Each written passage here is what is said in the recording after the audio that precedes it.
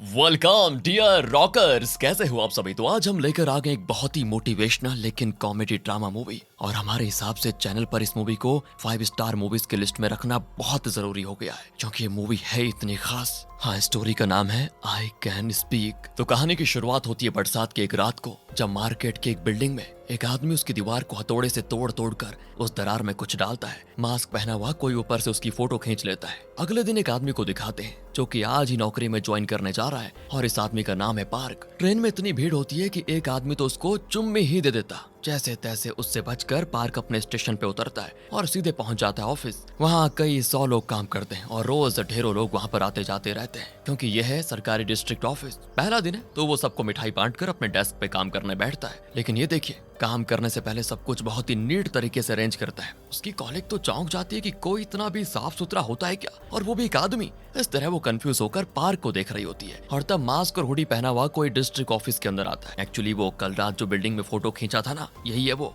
उसको देखते पार्क के पास बैठी कॉलीग घबराकर फोन उठाकर कान में रख लेती है, और वो भी उल्टा, हालांकि फोन रिंग भी नहीं हुआ था। एक आदमी फाइल लेकर पार्क के पास आता है, लेकिन मास्क वाले को देखते ही वो तुरंत मुड़कर चला जाता है। पर पार्क समझ नहीं पाता कि ये सब मास्क वाले से इतना डर क्यों रहे हैं, और तब वो मास्क निकालता है। निकालता नहीं, निकालती है, और वो कोई और नहीं, एक दादी है। लो, इस दादी से इतना डर रहे थे सब, ये सोचकर पार्क अपना काम करता है। दादी सीधे डिस्ट्रिक्ट ऑफिस के चीफ के पास जाकर एक फोटो दिखाती है। चीफ कहता है कि ये क्या है दादी, कोई उस बिल्डिंग की दीवार पर सुसु कर रहा है, उसकी फोटो खींच कर लाई हो, आप बताओ। दादी कहती है ठीक से देखो, वो सुसु नहीं कर रहा, मार्केट की दीवार को हथौड़े से तोड़ तोड़ कर उसमें सल्फ्यूरिक एसिड डाल रहा है। जो बिल्डिंग एकदम स्ट्रांग है उसकी दीवार पर सल्फ्यूरिक एसिड डालकर उसे जानबूझकर खराब कर रहा है। तब चीफ के पास खड़ा आदमी कहता है कि रात को आते जाते लोग उसमें सुसु करते हैं, इसीलिए उस बिल्डिंग को तोड़कर रिकंस्ट्रक्शन करना पड़ेगा। दादी कहती है अच्छा, ये सब कहने वाले तुम कौन होते हो। वो भी कह देता है मैं उस बिल्डिंग का ओनर हूँ, और क्या। ये सुनकर तो दादी उसको गाली ही देने लग जाती है। ओनर उस बिल्डिंग को तोड़वाकर नई बिल्डिंग बनाना चाहता है, लेकिन दादी का सवाल यह है कि जब तक नया बिल्डिंग बन नहीं जाता तब तक वहाँ जो छोटी छोटी दुकानें हैं उनका क्या होगा, उन दुकानदारों की आमदनी का क्या होगा। जब तक नई बिल्डिंग बन नहीं जाती उन सबको कंपनसेशन के तौर पर एक अमाउंट दे दो, ये होती है दादी की मांग। लेकिन ओनर तो इनकार कर देता है। वो आगे कहती है कि ऊपर से जब नई बिल्डिंग बन जाएगी तो ये भाड़ा भी बढ़ा देगा, जो कि वो लोग दे नहीं पाएंगे। लेकिन दोस्तों, हुआ ये कि बिल्डिंग ओनर और कॉर्पोरेशन वालों ने मिलकर एक आदमी को हायर किया है और उसे इस तरह पुरानी बिल्डिंग को तोड़वाकर उसमें सल्फ्यूरिक एसिड डालने को कहा हुआ है। इस तरह वो क्या करेंगे, ये बहाना करेंगे कि देखो बिल्डिंग तो टूटने वाली है, तो क्यों ना इसको पूरी तरह तोड़कर नया बनाया जाए, और उनके इसी प्लान को रोकने की दादी कोशिश कर रही है दोस्तों। लेकिन चोर के पास जाकर चोरी की कंप्लेंट करने से क्या फायदा ना, यही सोचकर दादी परेशान हो जाती है और उनसे लड़ती रहती है। तब पार्क दादी की फोटो क्लिक कर लेता है। अरे तुम मेरी फोटो क्यों ले रहे हो। वो इसीलिए दादी की हर चीज का प्रूफ चाहिए। दादी कहती कि तुम कौन हो, पहले तो मैंने कभी नहीं देखा तुम्हें इस ऑफिस में। देखो दादी, मैं जो भी हूँ आपको इससे क्या, अगर कोई प्रॉब्लम हो तो फॉर्म भर दीजिए, हर समस्या को सुलझा दिया जाएगा। ये फॉर्म वो मैं नहीं भरूंगी, समझे। तुम मेरे साथ चलो, प्रॉब्लम लाइव दिखाती हूँ, तब ठीक कर देना उसको। पार्क कहता है कि टोकन नंबर 4 प्लीज आ जाइए। तो दादी तो टोकन नंबर 4 वाली औरत को रोक देती है कि देखो मैं यहाँ खड़ी हूँ, दिखता नहीं तुम्हें। पार्क कहता है कि दादी इस तरह नहीं चलेगा, आपको भी दूसरों की तरह टोकन लेना पड़ेगा, और उसी के हिसाब से हम आपकी अर्जी लगाएंगे। दादी को बड़ा गुस्सा आता है कि ये लौंडा ज्यादा बन रहा है, और वो सीधे पार्क का नाम देखकर कहती है कि ठीक है पार्क बेटा, मैं कल आकर तुमसे मिलूंगी। इस तरह पार्क को धमकाने वाली ध्वनि में बोलकर दादी चली जाती है। फिर पार्क चीफ से मिलता है, तो वो तो कहता है कि उस दादी से मैं खुद भी डरता हूँ यार, वो साधारण दादी नहीं है, गॉब्लिन दादी है। जानते हो अब तक उसने हमारे पास कितनी कंप्लेंट्स दी है, 8000 से भी ज्यादा। मार्केट में माल रखते हुए थोड़ा सा तेल गिर जाए तो उसकी कंप्लेंट, कोई बिना हेलमेट की गाड़ी चला ले उसकी फोटो खींचकर कंप्लेंट दर्ज करती है। मार्केट का रास्ता साफ होना चाहिए, अगर किसी ने गलती से कोई बॉक्स रख दिया तो उससे लड़ने लगती है। ये सब कुछ तो कुछ भी नहीं है बेटा, मैं एक फ्लैशबैक बताता हूँ। और यहाँ फ्लैशबैक में दिखाते हैं कि दादी मार्केट में जा रही थी, तो दीवार पर एक बैनर लगा हुआ था। दादी ने एक आदमी से पूछा ये बैनर यहाँ क्यों लगा हुआ है, तो उस आदमी ने बताया कि दादी ये हमारे देश के नए प्रेसिडेंट है। तब जानते हो दोस्तों दादी ने क्या कहा, उन्होंने कहा कि प्रेसिडेंट है तो चुपचाप बैठा रहे अपनी कुर्सी पर, इधर मार्केट में उसकी फोटो रखकर क्या आरती उतारनी है हमें, हटाओ इसको यहाँ से। और ये कहकर दादी ने प्रेसिडेंट पर भी यहाँ हमारे पास आकर कंप्लेंट लिखवा दी। इस दादी के डर से ऑफिस में कई चीफ्स ट्रांसफर हो गए, भाग गए यहाँ से। पता है तुम्हें,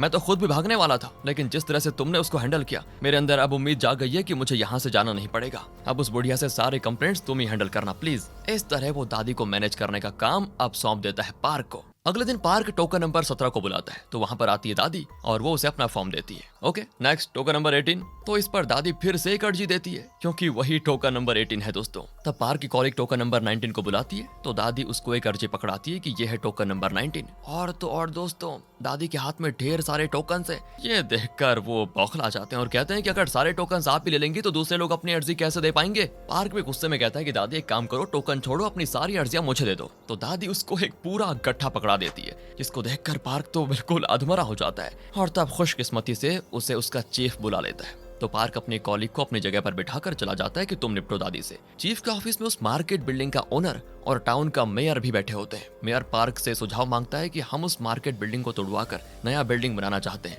लेकिन वहाँ के लोग रोक टोक कर रहे हैं। तुम ही बताओ कि इस मैटर को कैसे सॉल्व करें। पर पार्क कहता है कि सर, हम उस बिल्डिंग के ओनर पर केस करेंगे कि वो बिल्डिंग ना तोड़वाए, वो जैसा है ठीक है। अब ओनर तो भड़क जाता है कि मुझे पर केस करोगे क्या। पार्क कहता है ये एक प्लान है सर, हम नाम के वास्ते आप पर केस करेंगे और आप कोर्ट में जाकर साबित कर देना कि वो बिल्डिंग लीगली आपकी प्रॉपर्टी है और आप जब चाहे उसे तोड़वाने का हक रखते हैं। और जब कोर्ट में ही आपके पक्ष में फैसला हो जाएगा तो मजबूरन वहाँ के लोगों को वो जगह खाली करनी ही पड़ेगी। वाह, ये तो एकदम ब्रिलियंट आइडिया है। लोगों को भी तसल्ली होगी कि चलो कॉर्पोरेशन ने हमारे हक के लिए कम से कम उस ओनर पर केस तो किया। इस तरह से कॉर्पोरेशन का जरा नाम भी हो जाएगा। ये है दोस्तों इनका प्लान। दूसरी ओर दादी मार्केट में एक औरत से लड़ रही होती है जिसका नाम है मिशा। दादी कहती है कि अपनी दुकान का साइन बोर्ड सड़क पे मत रखा करो, समझी। तो मिशा चिल्लाती है कि तुमने कब देखा कि मैंने सड़क पर साइन बोर्ड रखा हुआ है। दादी तो चलती फिरती डेटाबेस है दोस्तों, वो तुरंत अपने फोन पर क्लिक किए हुए फोटो को दिखाती है। तो मिशा कहती है हाँ रखा हुआ था, तो तुम्हें इससे क्या। और इस बात पर दोनों का फिर झगड़ा शुरू। फिर दादी वापस जा रही होती है तो एक लड़का नूडल्स को कच्चा खा रहा होता है। दादी कहती है बेटा नूडल्स को हमेशा पका कर ही खाओ। कहकर दादी चली जाती है और ये लड़का कोई और नहीं, पार्क का छोटा भाई जीजू है। जीजू घर आता है तो पार्क ने खाना बना कर रखा होता है। जीजू तो उसको छूता तक नहीं और कहता है कि ऐसा खाना खाने से तो अच्छा है कि मैं कच्चा नूडल्स ही चबा लूं। एक्चुअली दोस्तों इनके पेरेंट्स जिंदा नहीं है, बेचारे पार्क को खाना बनाना नहीं आता, लेकिन जीजू टेस्टी डिशेस खाना चाहता है और कोई रास्ता न पाकर वो नूडल्स को कच्चा ही खाने का आदी हो चुका है। अगले दिन दादी फिर डिस्ट्रिक्ट ऑफिस आती है और पार्क को एक बड़ा सा पार्सल देकर कहती है कि बेटा अच्छा हुआ तुम लोगों ने डिस्ट्रिक्ट ऑफिस की तरफ से उस बिल्डिंग ओनर पर केस कर दिया, पर वो ओनर बिल्डिंग तोड़वाने के लिए कुछ भी कर सकता है, इसीलिए इसमें उस बिल्डिंग को खामखा डैमेज करने की कोशिश करने के बारे में कुछ डॉक्यूमेंट्स और फोटोज हैं। इन्हें कोर्ट में पेश करके तुम लोग केस जीत सकते हो, फिर वो ओनर देखना कभी मार्केट को खाली नहीं करवाएगा। इस तरह से दादी उसको सारा एविडेंस सौंप कर बड़ी उम्मीद लेकर जाती है कि सब ठीक हो जाएगा। अब पार्क उन फाइल्स को देखने के बजाय अपनी कॉलिग से कहकर उन्हें वेस्ट फाइल्स के साथ रखने को कह देता है। ओह, दादी यहाँ पर एक रेस्टोरेंट में बैठी होती है और तब उनकी बेस्ट फ्रेंड जेन आती है और दादी के सामने बैठकर वो फोन पर मस्त इंग्लिश में बात करती है। दादी हैरान कि ये तो इंग्लिश में बहुत बढ़िया बोल रही है। जेन कहती है मैं स्पोकन इंग्लिश क्लास गई थी और सीख गई बहुत अच्छे से, वैसे तुम्हारा काम कैसे चल रहा है। तो दादी कहती है अरे मेरी तो सिलाई की दुकान है, बस धीरे धीरे चल रही है। जेन कहती है अरे यार तुम कितने दिन उस दुकान में बैठी रहोगी, बाहर निकलो, दुनिया घूमकर एंजॉय करो। हाँ घूमना तो मैं भी चाहती हूँ जेन, लेकिन पर इतने में जेन फिर पूछती है कि तुम्हारा काम कैसे चल रहा है। फिर जेन को कोई कॉल आ जाता है और वो अपने बैग को टटोलने लगती है जबकि उसका फोन टेबल पर पड़ा हुआ है। दादी कहती है तुम्हें हो क्या गया है जेन, फोन तो टेबल पर रखा हुआ है, तुम बैग में क्या ढूंढ रही हो। लेकिन जेन बिना कुछ कहे अपनी चीजें लेकर चले जाती है, पर जेन एक रुमाल छोड़ गई थी। और दोस्तों आप इस रुमाल को बड़े ध्यान में रख लीजिए क्योंकि क्लाइमेक्स में इस रुमाल का बहुत बढ़िया तरीके से काम होने वाला है। अब दादी जेन को रुमाल देने जाती है लेकिन जेन तो गाड़ी में बैठ जाती है और बाहर में एक औरत खड़ी होती है और पता नहीं उस औरत को देखती दादी छुप जाती है। फिर दादी घर आकर अपना वही सिलाई का काम करती है। तब उसकी एक और फ्रेंड आती है जिससे दादी मार्केट में मिली थी। उसने अपना एक कोट लाने को दिया होता है जिसे वो ट्राई कर रही होती है। और अब देखिए दोस्तों दादी अपनी टूटी फूटी इंग्लिश में उससे बात करती है, लेकिन जहां दादी को इंग्लिश के एक दो शब्द आते हैं ना, इस फ्रेंड को तो इंग्लिश क्या होती है ये भी पता नहीं होता। उसके जाने के बाद दादी एक कार्ड को देखती है जिस पर लिखा है भाई और एक फोन नंबर भी। दादी उस नंबर को कॉल लगाती है लेकिन उस तरफ कोई अमेरिकन इंग्लिश में बोलता है तो दादी घबरा कर कॉल कट कर देती है क्योंकि दादी को बस इंग्लिश के 2-3 शब्द याद हैं जैसे hi, hello, how are you, what's up वगैरह। अगले सीन में दादी की स्पोकन इंग्लिश क्लास ज्वाइन कर लेती है और वहाँ तो सारे यंग स्टूडेंट्स होते हैं जो जल्दी सीख जाते हैं, लेकिन दादी बार बार डाउट पे डाउट पूछती है तो दूसरों को डिस्टरबेंस भी होता है। टीचर कहता है कि दादी ये क्रैश कोर्स है, अगर तबीयत से सीखना है तो प्लीज लाइब्रेरी में जाकर खुद ही बुक्स पढ़कर सीख लीजिए। दादी भी उदास होकर निकल जाती है कि शायद मैं कभी इंग्लिश सीख ही नहीं पाऊंगी। और तब वो किसी की आवाज सुनती है जो बढ़िया इंग्लिश बोल रहा होता है और वो कोई और नहीं पार्क होता है। दादी तो उसके पीछे पड़ जाती है कि प्लीज मुझे इंग्लिश सिखाओ, मुफ्त में नहीं अच्छी खासी फी दूंगी तुम्हें, तुम बस मुझे इंग्लिश सिखा दो। पार्क कहता है कि मेरे पास टाइम नहीं है दादी, ऊपर से आपने इतनी सारी फाइल्स जो दे दी मुझे उन्हें भी तो पढ़कर आपकी समस्याओं का हल करना है,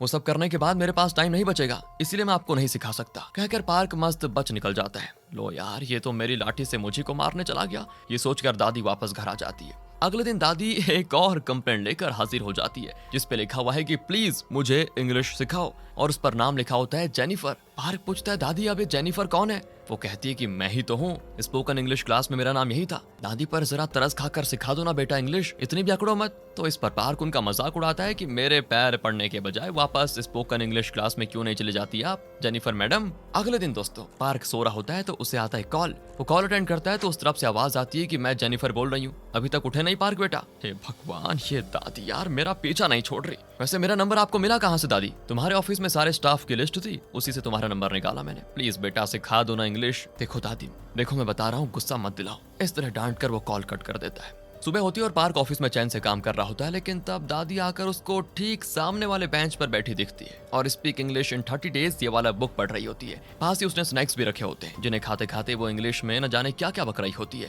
पार्क को बड़ा गुस्सा आता है और वो दादी से कहता है कि इस तरह यहाँ बैठना ठीक नहीं है, आप प्लीज निकल जाइए यहाँ से। बेटा आखिरी बार पूछ रही हूँ, मुझे इंग्लिश सिखाओगे या नहीं, बता दो। मैं भी आखिरी बार बोल रहा हूँ दादी, नहीं सिखाऊंगा। ठीक है बेटा, अब तक तो मैं हफ्ते में एक बार कंप्लेंट्स का एक गट्ठा लेकर आती थी, अब रोज एक गट्ठा लेकर आऊंगी। कहकर वो कंप्लेंट्स का एक बड़ा सा गट्ठा उठाकर पार्क के कॉलिग को दे देती है और कहती है कि इन सभी को रजिस्टर कर देना। पार्क के कॉलिग्स तो हाथ जोड़ देते हैं कि प्लीज पार्क हमें इस शामत से बचा लो, और फिर कोई रास्ता न पाकर पार्क दादी को इंग्लिश सिखाने लग जाता है। पहले तो वो दादी को ABCD का एक बुक देता है, तो दादी कहती है अरे बेटा तुमने क्या मुझे अनपढ़ समझ के रखा हुआ है? ABCD तो मैं जानती हूँ, मुझे तो बस लेसन सिखाओ लेसन। पार्क को अब जरा चिढ़ भी होने लग जाती है और सोच लेता है कि मैं इस दादी के मुंह से कहलवा कर छोड़ूंगा कि मुझे इंग्लिश नहीं सीखनी। तो वो दादी को मुश्किल शब्दों वाला इंसाइक्लोपीडिया पकड़ा कर कहता है इसके सारे शब्द याद कर लेना, फिर मैं एक टेस्ट रखूंगा और अगर उसमें आपने 80 मार्क्स ला दिए तो मैं आपको आगे की इंग्लिश सिखाऊंगा। बेचारी दादी उस बुक के मुश्किल शब्दों को ठीक से पढ़ भी नहीं पाती,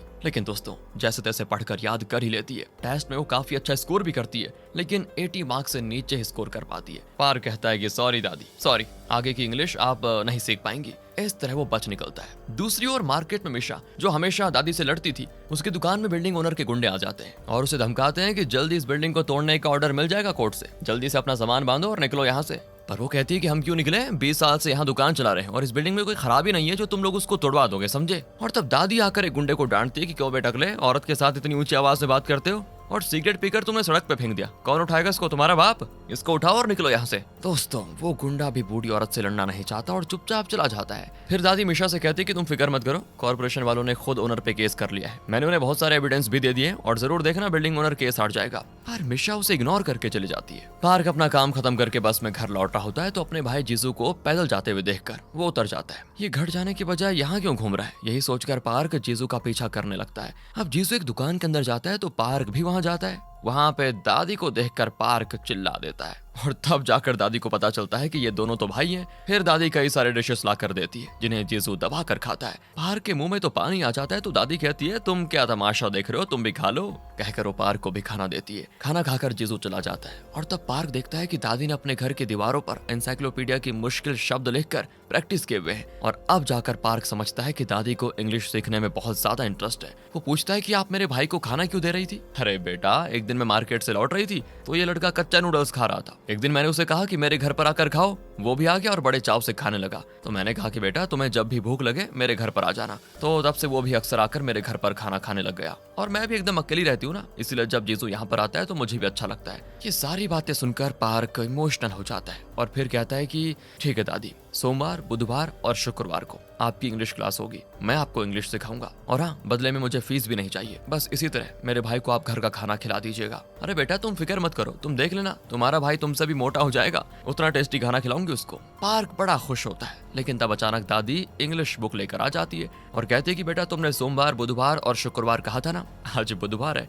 आज से शुरू करते हैं। पार्क भी चौंक जाता है कि यार दादी तो बड़ी सुपर फास्ट है। फिर वो दादी को सिखाने लगता है तो दादी एनसाइक्लोपीडिया की मुश्किल शब्द बोलने भी लगती है। पार्क कहता है कि उन मुश्किल शब्दों को हम बोलचाल में यूज नहीं करते दादी, मैं आपको आसान शब्द सिखाऊंगा। दादी चौंक जाती कि क्या आसान शब्द भी है क्या? फिर तूने मुझे मुश्किल शब्द याद करने को क्यों दिए रे? वो क्या है ना कि अब तुम्हें क्या बताऊं दादी, छोड़ो। उसे इस तरह डगमगाते देखकर दादी समझ जाती है कि इसने मुझसे पीछा छुड़ाने के लिए ही मुश्किल शब्द मुझे याद करने को दिए और टेस्ट में फेल भी कर दिया, गधा कहीं का। खैर दोस्तों, पार्क अब उनको इंग्लिश सिखाने लग जाता है। रात को वो मार्केट में मिशा की दुकान में बैठकर ड्रिंक कर रहे होते हैं। पार्क कहता है कि सड़क पर आप एक भी बॉक्स नहीं रखने देती और कहते हैं कि इलीगल है। क्या इस तरह सड़क पर बैठकर शराब पीना इलीगल नहीं है? खैर वैसे आपका कोई पोता पोती क्यों नहीं है? अरे पार्क, मेरा कोई पोता पोती नहीं है। वैसे अब तक मेरी शादी भी नहीं हुई है, सोचती हूँ अब कर लूं। पार्क तो दादी की टांगें खींचता है कि दादी इस उम्र में आपकी शादी हो या ना हो, दुनिया को कोई फर्क नहीं पड़ने वाला। अब हफ्ते में 3 दिन वो दादी को इंग्लिश सिखाता है। फिर वो कॉफी शॉप में जाते हैं तो पार्क उनको सिखाता है कि इंग्लिश में कैसे ऑर्डर करना होता है। दादी भी बड़ी ऑर्डर करती है। फिर वो एक गेम खेलते हैं जिस दौरान इन्हें आपस में सिर्फ और सिर्फ इंग्लिश में ही बात करनी होगी। अगर गलती से भी कोरियन में बोल दिया तो माथे पे पड़ेगा मुक्का। पार्क तो मस्त इंग्लिश में बातें करता है, लेकिन दादी की बातों में अक्सर कोरियन शब्द आ ही जाते हैं बीच बीच में। तो पार्क तो उनकी उम्र का लिहाज भी नहीं करता और उनके माथे पे जोर का मुक्का मार देता है। दर्द के मारे दादी चिल्लाने लग जाती है, लेकिन दादी फिर एक मास्टर प्लान बनाती है। जब पार्क इंग्लिश में बात करता है तो दादी के समझ में आ जाता है, लेकिन फिर भी कहती रहती है आई डोंट अंडरस्टैंड बेटा। गुस्से में पार्क कोरियन लैंग्वेज में डांट देता है तो दादी झूमने लगती है कि ये लो तुम फंस गए, अब कोरियन में क्यों बोले, इंग्लिश में बोलना था ना। कहकर दादी भी उसके माथे पे कस के मुक्का मारती है। फिर पार्क उनको एक बार में लेकर जाता है और कहता है कि वो जो अमेरिकन बैठे हैं ना, उनसे 3 मिनट के लिए सिर्फ और सिर्फ इंग्लिश में बात करके आओ। दादी भी कोशिश करती है, लेकिन ज्यादा देर तक टिक नहीं पाती। पर पार्क लगातार इसी तरह उन्हें ट्रेन करता है और इस बार तो दादी 3 मिनट क्या 10 मिनट से भी ज्यादा उन अमेरिकन से इंग्लिश में बात करती है। फिर वो पार्क को बताती है कि शुरू में तो मुझे मुश्किल लगा, लेकिन जब मैंने उनकी आंखों में आंखें डालकर बातें की तो एकदम आसान हो गया। इंग्लिश तो बड़ा इजी निकला। फिर पार्क अपनी लाइफ के बारे में बताता है कि मैं और मेरा भाई अपने पेरेंट्स के साथ बड़े खुश थे। मैं हायर स्टडीज के लिए फौरन चला गया। उस दौरान मेरी माँ की मृत्यु हो गई, लेकिन पापा ने मुझे कभी खबर नहीं की। उसके बाद पार्क अपनी बातें इंग्लिश में बताने लगता है और वो कहता है आगे, फिर 1-2 सालों के अंदर मेरे पापा भी चल बसे। अब सिर्फ हम दोनों भाई जैसे तैसे जी रहे हैं। दादी कहती है बड़ी दुख भरी कहानी बेटा तुम्हारी। क्या कह रही हो दादी? आधे से ज्यादा तो मैंने इंग्लिश में कहा, क्या आप सब समझ गई? दादी कहती थोड़ा बहुत समझ आ गया बेटा, लेकिन तुम्हारी आवाज में जो दर्द था ना, उसी से मैं समझ गई कि तुम्हारे अंदर कितना दुख है। और दोस्तों, अब पार्क और दादी की क्लोज फ्रेंडशिप हो जाती है। पार्क और जीजू अक्सर दादी के घर पर आते जाते हैं और दादी उनको अच्छा अच्छा खाना बनाकर खिलाती है। जीजू को तो वो बड़े प्यार से अपने हाथ से खिलाती है। पार्क का भी मन करता है तो पूछता है कि दादी मुझे भी खिलाओ ना। अब दादी चिढ़ाती है, क्यों रे, तेरे हाथ नहीं है क्या, खुद खा ले। रात को वो बाहर बैठकर चांद को देखते हुए खाना खाते हैं। तब जीसू पूछता है कि दादी वैसे आप इंग्लिश सीखना क्यों चाहती हैं? तब दादी बताती कि मेरा एक छोटा भाई है, बचपन में वो मुझसे बिछड़ गया और अमेरिका में ही पला बड़ा। उसे सिर्फ इंग्लिश आती है, कोरियन लैंग्वेज नहीं आती। मुझे उससे बात करने का बड़ा मन करता है, लेकिन इंग्लिश ना आने की वजह से मैं उससे बात नहीं कर पाती। बस यही वजह है कि मैं इंग्लिश सीख रही हूँ। तब वो दादी का दुख समझ पाते हैं। फिर वो उन्हें अपने बचपन का एक फैमिली फोटो दिखाती है, जिसमें दादी, उसका छोटा भाई और उनके पेरेंट्स होते हैं। और इस फोटो के पीछे ही उनके भाई का नंबर लिखा होता है। उस दिन इसी भाई को कॉल किया था दादी ने, लेकिन क्योंकि दादी उससे इंग्लिश में बात नहीं कर पाई, इसलिए दादी ने कॉल काट दिया। उस रात दादी को सपना आता है और वो वक्त याद आता है जब वो बचपन में अपने भाई के साथ खेलती थी। अगले दिन पार्क दादी के भाई को कॉल करके कहता है, मैं आपकी दीदी का इंग्लिश ट्यूटर हूँ, वो बस आपसे बात करने के लिए बहुत मेहनत से इंग्लिश सीख रही है। लेकिन दादी का भाई कहता है कि मुझे उस औरत से बात नहीं करनी, समझे? तुम उससे कह दो कि मैं उसे भूल चुका हूँ और आइंदा कभी मुझे कॉल मत करना। कहकर वो कॉल काट देता है। लेकिन पार्क के बाद दादी को बताकर उनका दिल दुखाना नहीं चाहता। वैसे भी अब दादी को इंग्लिश सीखकर कोई फायदा नहीं होने वाला, क्योंकि वो सिर्फ अपने भाई से बात करने के लिए ही इंग्लिश सीखना चाहती थी। लेकिन भाई तो उनसे बात तक नहीं करना चाहता। इसलिए पार्क दादी से कह देता है कि देखिए, मैं प्रमोशन के लिए एग्जाम की तैयारी कर रहा हूँ और अब से आपको इंग्लिश नहीं सिखा पाऊंगा। कहकर पार्क चला जाता है। अगले दिन दादी अपनी पुरानी दोस्त जेन से मिलने हॉस्पिटल जाती है। वहाँ पता चलता है कि जेन को डिमेंशिया है और उसकी याददाश्त तेजी से कम होती जा रही है। जानकर दादी को बड़ा दुख होता है। जेन कहती है कि मैं क्या कर रही हूँ, यहाँ क्यों पड़ी हुई हूँ, मुझे कुछ याद नहीं आ रहा। और तब दादी जेन को वो रुमाल दिखाती है, जिससे दोस्तों याद होगा आपको, उस दिन जेन रेस्टोरेंट में छोड़कर चली गई थी। और पूछती है, क्या तुम्हें ये रुमाल याद है? जेन कहती है, इसे मैं कैसे भूल सकती हूँ, बताओ, मुझे इसके बारे में अच्छे से याद है। और यही सुनकर दादी फूट फूट कर रोने भी लगती है। तो वहाँ पर एक औरत आकर दादी से अकेले में बातें करती है और बताती है जेन की हालत बहुत ही खराब होती जा रही है। कुछ ही महीनों में वो अपना नाम तक भूल जाएगी, लेकिन उसकी एक आखिरी इच्छा है जिसे वो खुद पूरा नहीं कर सकती। तो आपको जेन की मदद करनी होगी। दादी की समझ नहीं आता कि वो क्या कहे। वो डगमगा जाती है और फिर मार्केट आ जाती है। वहाँ पुलिस उस मिशा को अरेस्ट करके लेकर जाती है, क्योंकि किसी ने कंप्लेंट किया था कि वो कम उम्र के बच्चों को बियर बेचती है। दादी को देखते ही वो चिल्लाती है कि मैं जानती हूँ बुढ़िया, तुमने कंप्लेंट किया होगा। इस पर फिर दोनों का झगड़ा होता है। हालांकि दोस्तों, दादी ने ऐसा कोई कंप्लेंट नहीं किया था इस बार। अगले दिन दादी डिस्ट्रिक्ट ऑफिस जाती है, लेकिन वहाँ पर पार्क नहीं होता। जब दादी ऑफिस के पीछे की तरफ जाती है तो कॉर्पोरेशन का चीफ और कुछ लोग बातें कर रहे होते हैं कि वो तो हमने नाम के वास्ते बिल्डिंग ओनर पर केस कर दिया। असल में उस केस में कुछ होने वाला है नहीं और हम खुद ओनर को ही जितवाएंगे। मार्केट की पुरानी बिल्डिंग तोड़ी जाएगी और नई बिल्डिंग तो बनेगी ही बनेगी, हम खुद भी ओनर के साथ जो है। ये सारी बातें सुनकर दादी को बड़ा गुस्सा आता है और वो सीधे चीफ के पास जाकर कह देती है कि शर्म नहीं आती तुम लोगों को? जनता की सेवा के लिए तुम लोगों को तनख्वाह दी जाती है और तुम लोग उस बिल्डिंग ओनर के पक्ष में हो। चीफ कहता है कि देखो दादी, हमारे पास उस ओनर के खिलाफ कोई सबूत नहीं है। दादी कहती है क्या बक रहे हो, मैंने एक इतना बड़ा गट्ठा दिया था पार्क को, उसमें उस ओनर के खिलाफ ढेरों एविडेंस थे। ये कहकर दादी सीधे ऑफिस के अंदर पार्क के कॉलीग से कहती है कि उस दिन मैंने पार्क को जो डॉक्यूमेंट्स फोटोज वगैरह दिए थे वो मुझे वापस करो। लेकिन वो कहती है पार्क ने उसको वेस्ट फाइल्स के साथ रखने को कहा था और हमने वेस्ट फाइल्स के साथ उसे भी डिस्ट्रॉय कर दिया। दादी तो आक्रोश में चिल्लाती है कि पार्क को फोन करो अभी के अभी और यहाँ बुलाओ उसको। पार्क भी वहां पर आता है तो दादी उसकी शर्ट पकड़कर गुर्राती है कि तुम्हारी हिम्मत कैसे भी ये सब करने की, नाम के लिए कोर्ट में केस करो और जनता को उल्लू बनाओ, ये सब था ना तुम्हारा प्लान? मेरे साथ रहकर तुमने मेरी कब्र खोद दी धोखेबाज कहीं के। पर पार्क कहता है कि देखिए दादी, वो बिल्डिंग उस ओनर की है, अगर वो उसको तुड़वाकर नई बिल्डिंग खड़ी करना चाहता है तो उसे कोई नहीं रोक सकता, लेकिन आपकी दुकान को डैमेज नहीं किया जाएगा। आपकी दुकान के पहले जो दुकान है सिर्फ वहीं तक तोड़वाया जाएगा। बेवकूफ कहीं के, तुम्हें क्या लगता है कि मैं अपनी दुकान बचाने के लिए इतनी कंप्लेंट्स करती हूँ? मैं उस मार्केट के हर दुकानदार के लिए लड़ रही हूँ, समझे? दादी, आप उनके लिए लड़ रही हैं, लेकिन वो आपके बारे में एक पल के लिए भी नहीं सोचेंगे, याद रखना। इस तरह दोनों बहस करने लगते हैं। जीसू भी ये सब देख रहा होता है और तब पार्क कहता है कि अब से आपको इंग्लिश भी सीखने की जरूरत नहीं पड़ेगी दादी, क्योंकि मैंने आपके भाई को कॉल किया था, उसने तो कह दिया कि वो आपको जानता तक नहीं और ना ही वो आपसे बात करना चाहता है, भूल चुका है वो आपको। इस तरह पार्क दादी को सच बता देता है तो दादी टूट जाती है बेचारी। जीसू को पार्क पर भी बड़ा गुस्सा आता है। घर आकर वो पार्क से कहता है कि तुम क्या कर रहे हो, कुछ अंदाजा है भी तुम्हें भैया? दादी ने मुझे खाना खिलाया और तुमने क्या किया, उनका दिल तोड़ दिया, और ऐसा पाप करके तुम खुश भी हो, है ना? देखो आइंदा मुझसे बात मत करना, कहकर जीसू भी चला जाता है। एंड तब पार्क रियलाइज करता है कि दादी ने अपने लिए कभी नहीं सोचा, वो हमेशा दूसरों की भलाई सोच रही थी। अब वो दादी के दिए हुए कुछ डॉक्यूमेंट्स को देखता है जो शायद उसने बचा कर रखे हुए थे। दूसरी ओर मार्केट में ओनर के गुंडे फिर आकर मिश्रा से लड़ते हैं और कहते हैं कि एक बार तो बच्चों को बियर बेचने के जुर्म में हमने तुम्हें अंदर करवाई दिया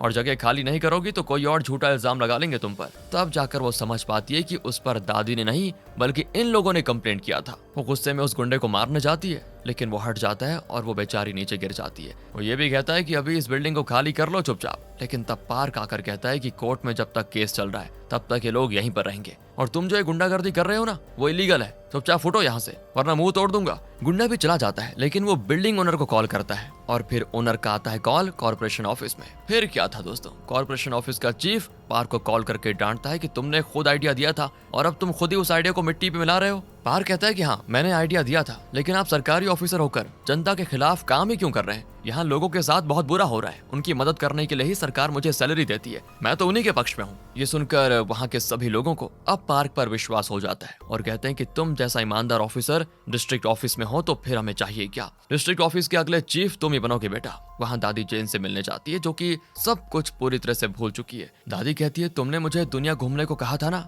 सो मैं घूमने तो जरूर जाऊंगी, लेकिन उससे पहले तुम मुझसे पहले की तरह बात करो प्लीज। लेकिन जेन एकदम चुपी रहती है क्योंकि वो दादी को अब पहचानती तक नहीं। तब एक औरत आकर दादी को एक लेटर देकर कहती है, जब जेन पूरे होश में थी तब उसने लेटर लिखा था। लेटर पढ़कर दादी का मन अशांत हो जाता है और बड़ी दुखी भी। तब एक जर्नलिस्ट वहां पर आता है और कहता है कि दादी हमें उस घिनौने सच को दुनिया के सामने रखना होगा, लेकिन वो औरत उसे रोक लेती है कि प्लीज उस बारे में उनसे कोई बात मत कीजिए। लेकिन दादी कहती कोई बात नहीं, बोलने दो उसको, इतने सालों से जो बात मैं और मुझ जैसी कई औरतों ने दिल में दबाकर अंदर ही अंदर रखा हुआ था उसे अब खुलेआम बताना होगा, उसे छुपाकर कोई फायदा नहीं। और यहाँ दादी अपनी लाइफ के पास्ट के उस पन्ने को खोलती है जिसे उन्होंने कई साल पहले बंद करके रख दिया था। उस पन्ने में छुपी है युद्ध के बारे में जो वीर गाथाएं बनती है, उनके पीछे छुपी हुई एक घिनौनी गंदी घटना। और उस सच के बारे में एक न्यूज़पेपर आर्टिकल भी छपता है। तब साल था 1943 यानी कि 1943 और दादी जिनका नाम था योंगसू वो महज 13 साल की बच्ची थी। उस वक्त वर्ल्ड वॉर 2 चल रहा था और जापान ने कोरिया पर अपना कब्जा जमा के रखा हुआ था और ऐसे में जापानी सोल्जर्स की मर्दांगी को दाना डालने के लिए और उनकी एंटरटेनमेंट के लिए, उन्हें सेक्सुअली खुश रखने के लिए जापानी सरकार ने एक गंदा और घटिया कदम उठाया। जापानी सरकार ने जापानी सोल्जर्स को खुली छूट दे दी कि वो जिस देश पर हमला करके वहां युद्ध करेंगे वहां की लड़कियों और औरतों को सेक्सुअली अब्यूज कर सकते हैं, छोटी लड़कियों तक के साथ वो कुछ भी कर सकते हैं। इसकी छूट दे रखी थी जापानी सरकार ने, तो कोरिया की छोटी लड़कियों तक को सोल्जर्स बेझिझक उठा ले जाते और उन्हें टॉर्चर करते, उनके साथ जबरदस्ती सेक्स करते। उन लड़कियों को वो कंफर्ट वीमेन कहने लगे। उन लड़कियों में से एक थी 13 साल की योंगसू। वो महज बच्ची थी, लेकिन उस उम्र में उसने जो टॉर्चर सहा वो शब्दों में नहीं बताया जा सकता। इतने सालों से दादी ने उन दिनों की यादों को मन के किसी कोने में दफना के रखा हुआ था, लेकिन अब उस जर्नलिस्ट के सामने वो सब कुछ बता देती हैं और वही न्यूज़पेपर में छपता भी है। उस आर्टिकल को मार्केट के लोग, कॉर्पोरेशन ऑफिस के लोग सभी पढ़ते हैं। पार्क तो एकदम शॉक में होता है कि इतना बड़ा और दर्दनाक सच अंदर ही अंदर दबाकर दादी कैसे जीती रही। दूसरी ओर दादी अपनी माँ की कब्र के पास बैठी होती है और कहती, माँ मैंने तो ठान लिया था कि मरते दम तक ये सच किसी को नहीं बताऊंगी, लेकिन क्या करूं, मेरा इकलौता खून का रिश्ता है मेरा भाई, लेकिन जब वही मुझे देखना तक नहीं चाहता तो मेरे जीने का कोई मतलब नहीं रहा। इसलिए वो सच जो इतने सालों से मेरे मन में बोझ बनकर था उसे मैंने बाहर निकाल दिया, पूरी दुनिया को बता दिया। फिर दादी मार्केट आ जाती है और अपनी मार्केट वाली उस फ्रेंड को देखकर हंसती है, लेकिन वो मुंह मोड़कर चली जाती है। दादी को लगता है कि शायद न्यूज़पेपर पढ़कर ये मुझे बहुत ही गंदी औरत समझने लगी है। इस वजह से दादी को बड़ा दुख होता है और वो घर आ जाती है। तब पार्क आता है और कहता है कि सॉरी दादी, मुझे माफ कर दो। अरे तुम माफी क्यों मांग रहे हो बेटा, बोलो खाना खाओगे। पर पार्क कोई जवाब नहीं दे पाता और उसके मुंह से लगातार बस यही निकलता है, आई एम सॉरी दादी। दादी भी उसके पास आकर उसे गले से लगा लेती है और तब पार्क जी खोलकर रोने लग जाता है। फिर दोनों बैठकर बात कर रहे होते हैं और तब दादी उसको एक पुरानी फोटो दिखाती है कि बेटा मैं उन दिनों को भूल जाना चाहती थी, लेकिन इस फोटो को मैंने कभी फेंका नहीं। 60 साल से मैंने ये फोटो किसी को नहीं दिखाई, पहली बार तुम्हें दिखा रही हूँ, क्योंकि न जाने क्यों तुम्हें दिखाकर मेरा जी हल्का हो गया है। ये मेरी फ्रेंड है जेन, इसने उस वक्त मेरी जान बचाई थी, लेकिन अब उसको डिमेंशिया हो गया है और वो सब कुछ भूलकर हॉस्पिटल में पड़ी हुई है। कहकर दादी पास्ट की बातें शेयर करती। 1943 में जब वर्ल्ड वॉर 2 चल रहा था, तब जापानीज आर्मी ने कोरिया पर कब्जा जमा लिया था। जापानीज सोल्जर्स कोरिया की छोटी छोटी लड़कियों को दिन दहाड़े उठा ले जाते और अपने कैंप में ले जाकर फिजिकली अब्यूज करते, ऊपर से तरह तरह के टॉर्चर्स भी करते। दादी ने यानी योंगसू ने वो सारे टॉर्चर सहे, लेकिन जब ये सब उसके बर्दाश्त के बाहर हो गया तो उसने अपनी जान लेने का फैसला किया। वो खुद को फांसी लगाने वाली थी, लेकिन तब जेन ने उसको रोका था। योंगसू रोने लगी कि मुझे मत रोको, मैं मर जाना चाहती हूँ, लेकिन जेन ने कहा कि तुम मर गई तो मैं भी मर जाऊंगी, तुम्हारे अलावा मेरा है ही कौन। जब इतना गंदा काम करने वाले ये सोल्जर जिंदा रह रहे हैं तो हम क्यों ना रहें। इस तरह दोनों अपने दुख को शेयर करके बहुत रोती भी हैं। दोनों सोचती हैं कि हमारी जिंदगी जरूर बदलेगी। इसी उम्मीद के साथ योंगसू और जेन मिलकर जिंदगी का सामना करने लगी। उन्होंने एक रुमाल बनाया और एक दूसरे को प्रॉमिस किया था कि हम अपना दुख, दर्द, आंसू, पसीना, खून सब इस रुमाल में पोंछ लेंगे, मरते दम तक हम इस रुमाल को संभाल कर रखेंगे। क्योंकि दोस्तों इन दोनों के लिए ये कोई मामूली रुमाल नहीं था, बल्कि उनकी लाइफ के सारे दुख दर्द में उनकी हिम्मत बढ़ाने वाली एक अहम चीज थी। वो बताती हैं कि हमारे साथ जो जुल्म हुआ वो सिर्फ अन्याय ही नहीं, बल्कि इंसानियत का गंदा और घिनौना सच था, जिसे दुनिया अनदेखा करके आगे बढ़ गई। इसी वजह से जेन चाहती थी कि हमें ये सच दुनिया को बताना होगा, लेकिन उसे इंग्लिश नहीं आती थी और उसने कोरियन में अपनी बातें कही, लेकिन जिन लोगों ने उसे इंग्लिश में ट्रांसलेट किया उन्होंने कई बातें नहीं कही और गलत ट्रांसलेट किया। इसीलिए जेन ने इंग्लिश सीखने का फैसला किया और उसने बढ़िया सीख भी ली। फिर उसने सबके सामने जापानीज आर्मी की काली करतूतों के बारे में बयान देने के लिए एक लेटर भी लिखा। ये कहकर वो पार्क को जेन का वो लेटर भी दिखाती है। साथ ही कहती है फिर जेन को डिमेंशिया हो गया और वो धीरे धीरे सब कुछ भूलने लगी। फिलहाल तो बेचारी ये तक भूल गई है कि वो खुद कौन है, इसलिए उसके खातिर मैं ये सारा सच सबके सामने बताकर रहूंगी और उसके लिए मुझे अमेरिका जाना होगा। वहां मुझे इंग्लिश में ही अपनी बात कहनी होगी। असल में यही वजह थी कि मैं इंग्लिश सीखना चाहती हूँ। क्या तुम मेरी मदद करोगे बेटा प्लीज। पार्क कहता है कि दादी मैं जरूर सिखाऊंगा, आप फिक्र मत कीजिए। इसके बाद पार्क उसे बहुत ही सिंसियरली सिखाना शुरू करता है, लेकिन दादी की मार्केट वाली फ्रेंड दादी से बात तक नहीं करती और उन्हें अनदेखा करके चली जाती है। दादी को बड़ा गुस्सा आता है और वो उसी से पूछ लेती है कि तुम्हें हो क्या गया है,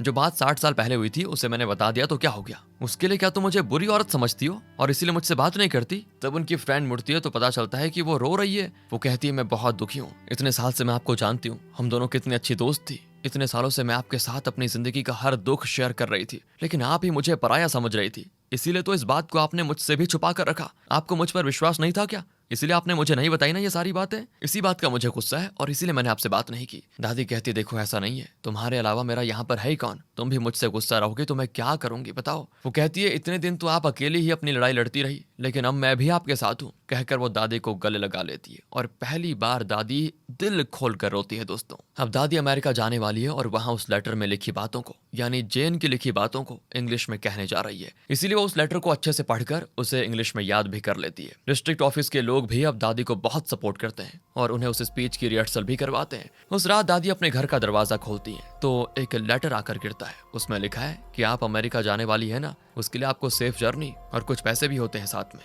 दादी बाहर आती है कि किसने डाला होगा, तो वहाँ पे बैठी होती है मिशा और वो दादी से कहती है मुझे माफ कर दीजिए। दादी बड़ी खुश होती है क्योंकि अब मार्केट के सभी लोग भी उसे सपोर्ट कर रहे थे। अगले सीन में दादी अमेरिका जाती है। पार्क उनके साथ नहीं गया होता है, बल्कि वो कोरिया में ही है। वो न्यूज में देखता है कि दादी जिस मीटिंग में उस लेटर को पढ़ने जा रही है वो मीटिंग कैंसिल हो गई है, क्योंकि जापानी सरकार ने दावा किया है कि दादी एक कंफर्ट वीमेन थी ही नहीं, बस कंफर्ट वीमेन को मिलने वाले कंपनसेशन के पैसों की खातिर और जापानी सरकार और आर्मी पर लांछन लगाने के लिए वो झूठा बयान दे रही है। ऐसी बातें बाहर चल रही होती हैं। लेकिन अब दादी को साबित करना पड़ेगा कि वो भी जेन की तरह एक कंफर्ट वीमेन थी। पार्क तुरंत दादी को कॉल करके पूछता है कि जेन ने कैसे साबित किया कि वो कंफर्ट वीमेन थी। दादी बताती है कि उस वक्त हम दोनों बहुत छोटी थी जब जापानीज आर्मी का टॉर्चर खत्म हुआ और हमें रेस्क्यू किया गया, तो जेन ने एक वेरिफिकेशन पर साइन किया था कि वो एक कंफर्ट वीमेन रह चुकी थी। लेकिन मैं नहीं जानती थी कि कोई मुझे कंफर्ट वीमेन समझे और मेरे बारे में जाने, इसलिए मैंने उस वेरिफिकेशन पे साइन नहीं किया। मुझे नहीं पता था कि वो छोटी सी बात मुझे इस तरह की दुविधा में डाल देगी। अब पार्क को एक तरकीब सोचती है और वो अपने ऑफिस में चिल्लाता है कि दादी को हमारी मदद की जरूरत है। हम सब एक पिटीशन पर साइन करेंगे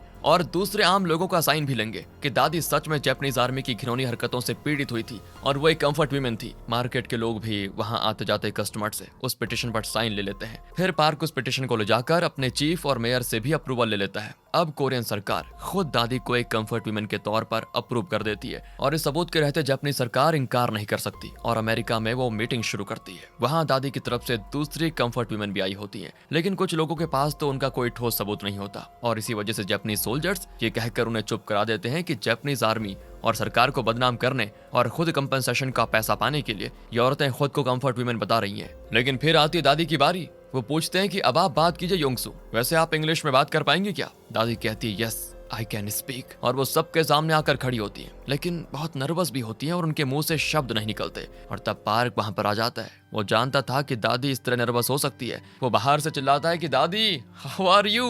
दादी भी कहती है आई एम फाइन। अब दादी को जरा हिम्मत आ जाती है और दादी ने पार्क को जो फोटो दिखाई थी, पार्क उसको भी लेकर आया था और वो उसे सबूत के तौर पर पेश करते हैं। लेकिन जापानीज ऑफिशियल्स अब भी अपनी आर्मी के पक्ष में ही बोलते हैं कि बचपन में तो ऐसी फोटोज कईयों ने खींची होंगी, तो क्या सभी कंफर्ट वीमेन थी? इससे कुछ साबित नहीं होता। हमें तो लगता है कि ये औरत भी कंपनसेशन के पैसों के लिए झूठी गवाही दे रही है। इस तरह वो दादी पर इल्जाम लगाते हैं तो दादी से और बर्दाश्त नहीं होता और वो अपना ड्रेस उतार कर दिखाती हैं। उनके पेट में चाकू से बुरी तरह काटने के निशान बने हुए हैं और जापानीज सोल्जर्स नहीं, उनके पेट में चाकू से बुरी तरह काटने के निशान बने होते हैं और जापानीज सोल्जर्स ने उनके पेट में बहुत ही गंदा सा एक टैटू कर रखा होता है कि तुम एक कंफर्ट वीमेन हो। ये सब देखकर सबके सब फ्रीज हो जाते हैं और जापानीज ऑफिशियल्स की हो जाती है बोलती बंद। इससे बड़ा एविडेंस और क्या हो सकता है? अब दादी कोरियन लैंग्वेज में ही बोलती है और वहां एक औरत उसे इंग्लिश में ट्रांसलेट करती है। दादी कहती है कि मेरे शरीर पर बने ये सारे निशान इस बात का सबूत है कि जापानीज सोल्जर्स ने चाकू से मेरे शरीर को लगातार चीरा है। आप लोगों को एविडेंस चाहिए था ना, तो देख लीजिए, मैं ही वो जीता जागता एविडेंस हूँ। तब से लेकर जब भी मैं नहाती हूँ तो इन घावों के निशान और टैटू को देखकर बार बार नरक में बिताए हुए उन दिनों की याद आती है मुझे। उन दिनों के दृश्य मेरी आंखों के सामने आ जाते हैं। मेरी तरह और भी कई औरतों ने ये दर्द, ये दुख, ये वेदना झेली है। उस वक्त मेरी उम्र क्या थी? महज 13 साल। अपने देश की सीमा और ताकत को बढ़ाने के लिए लड़ते हुए उन वीर जापानीज सोल्जर्स को इस बात का लिहाज नहीं था कि मैं एक छोटी बच्ची थी। मेरी तरह और न जाने कितनी बच्चों को उन सोल्जर्स ने नरक दिखा दिया। दोस्तों, ये सारी बातें सुनते सुनते वो लोग कांप उठते हैं। फिर दादी जेन के उस लेटर को इंग्लिश में पढ़ती है और ये कोरिया में लाइव दिखाया जाता है। हॉस्पिटल में जेन भी उसको देख रही होती है और उन्हें अब वो पुरानी बातें याद आ जाती हैं। वो बहुत खुश होती है कि जो मैं करना चाहती थी लेकिन कर नहीं पाई, वो मेरी फ्रेंड कर रही है और वो भी मेरे लिए। मार्केट में भी सब देख रहे होते हैं। दादी की मार्केट वाली फ्रेंड तो रोने लगती है। यहाँ दादी कहती है और जापानीज सरकार को लगता है कि हम उनके कंपनसेशन के पैसों के लिए झूठ बोल रही हैं, लेकिन आज मैं कहना चाहती हूँ कि मुझे कंपनसेशन नहीं चाहिए। उससे ना तो हमारे शरीर पर और ना मन पर लगे घाव भरेंगे और ना ही हमारा खोया हुआ वो बचपन लौट पाएगा। मेरी बस एक ही मांग है कि दुनिया के सामने जापानीज आर्मी और सरकार हम कंफर्ट वीमेन से माफी मांगे कि हाँ, जो हमने उन औरतों के साथ किया, उन्हें कंफर्ट वीमेन बताकर उन्हें जो एक्सप्लॉइट किया, जो अब्यूज किया, वो बड़ा जुर्म था और हमें उस घिनौने जुर्म का पछतावा है। हम कंफर्ट वीमेन ने जो सहा वो किसी और को सहना ना पड़े, बस मुझे और कुछ नहीं चाहिए। इस तरह से दादी अपना स्पीच समाप्त करती है और वहां सभी अप्लॉज करते हैं। पार्क बड़ा खुश होता है कि दादी ने न सिर्फ अपनी बात दुनिया को बताई, बल्कि इंग्लिश में इतना बढ़िया स्पीच दिया उन्होंने। कई देशों से आए हुए लोग दादी को कांग्रेचुलेट करते हैं कि आपने सच बताने की हिम्मत की, लेकिन जापानीज ऑफिशियल्स तो दादी की इंसल्ट करते हैं कि इतना दमदार स्पीच देने के लिए कितने पैसे चाहिए तुम्हें? लगता है इतने एविडेंस पेश करने के बाद भी वो खुद को अच्छा साबित करने पे तुले हुए हैं। पार्क तो उनको मारने जाता है, लेकिन दादी उसको रोककर जापानीज ऑफिशियल से कहती है कि अपने पैसे तुम खुद चाट कर खा लेना, मुझे नहीं चाहिए। तुम्हारी आर्मी और सरकार ने जो किया ना, उसके लिए तुम लोगों के मुंह से मुझे बस माफी के 2 शब्द सुनने हैं, जिसे सुनकर मेरी तरह घुट रही कंफर्ट वीमेन को कम से कम थोड़ा सा चैन तो आ जाए। लेकिन जापानीज ऑफिशियल पर कोई असर नहीं पड़ता और वो चले जाते हैं। पार्क कहता है कि दादी, आपने बढ़िया स्पीच दिया और इसी खुशी में मैं आपके लिए गिफ्ट रखा हुआ है। कहकर पार्क दादी को एक कमरे में लेकर जाता है। दादी एकदम शॉक, क्योंकि वहां होता है दादी का भाई। दादी तो खुशी के मारे उसको गले लगा लेती है और कोरियन लैंग्वेज में पूछती है, तुम कहाँ चले गए थे?